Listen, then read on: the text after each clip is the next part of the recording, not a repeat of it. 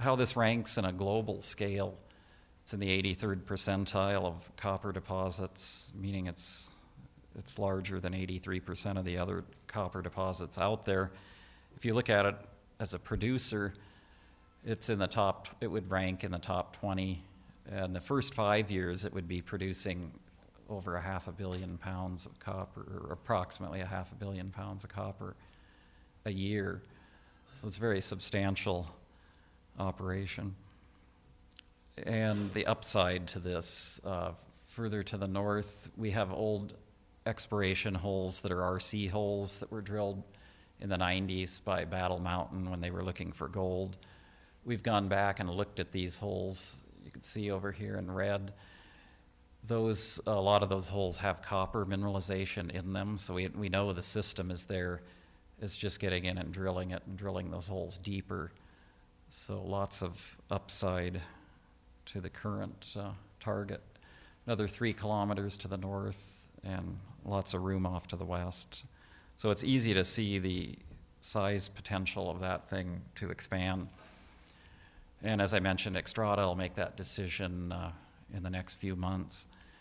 The third leg to Minera is really what we're good at, and that's finding the next one. And we've got a whole portfolio of other projects at various stages.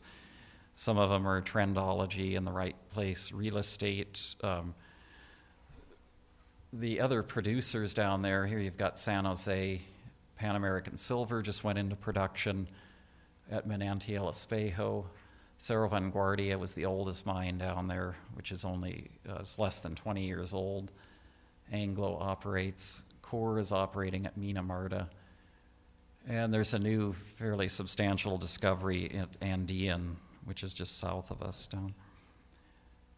As I mentioned earlier, we think this is probably one of the better places on the planet to be exploring a very young, emerging gold-silver district.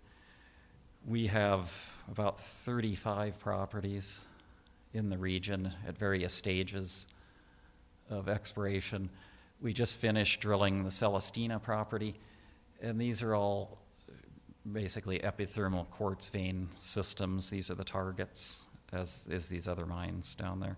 So the areas in red are ones that we have that are more advanced. Celestina, we just drilled vein system. We'll have results over the next few weeks or month. Cateo Martes is our next project that's coming up. We're doing geophysics.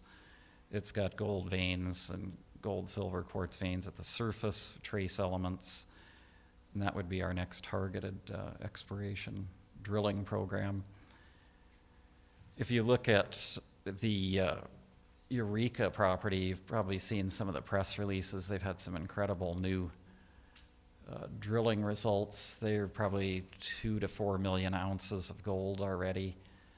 San Jose sits here, so we're in a kind of a north-south structural trend.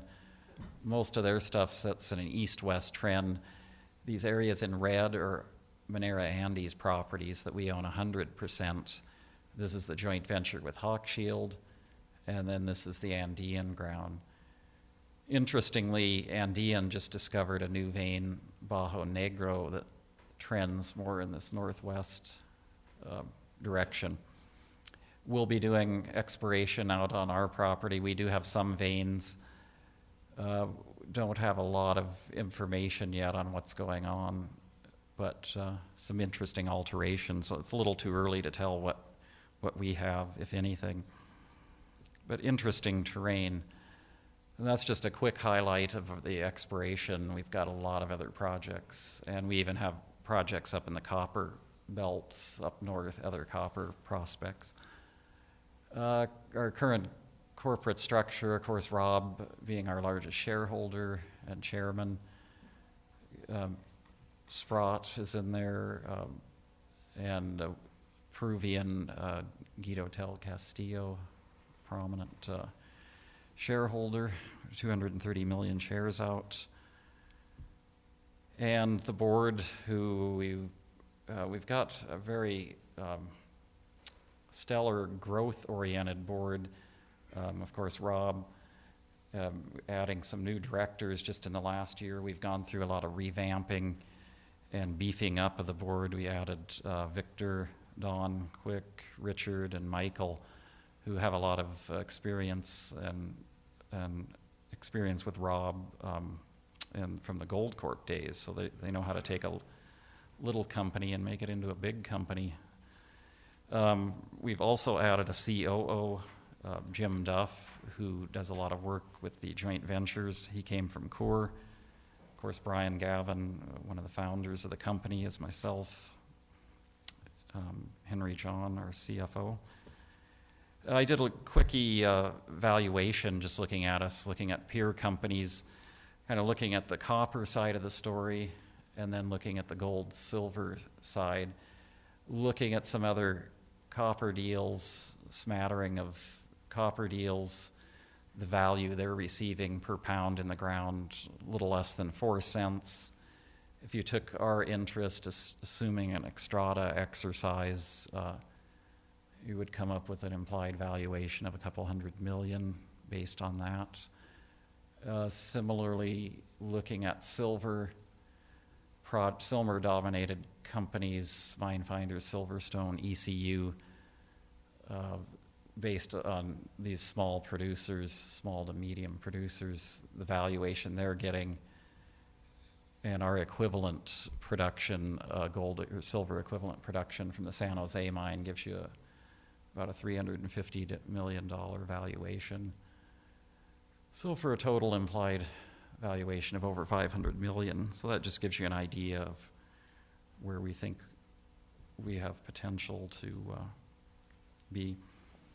So in summary, we think we've got some great assets. We've had a very good exploration track record, which would lead to more growth in the company, in addition to the assets growing and the production growing. If you're a gold, hot on gold and silver, where you think they're going to be, obviously we're nicely leveraged to that. And we've got our own exploration that we'll be announcing over the year as we continue our exploration program. So that's it.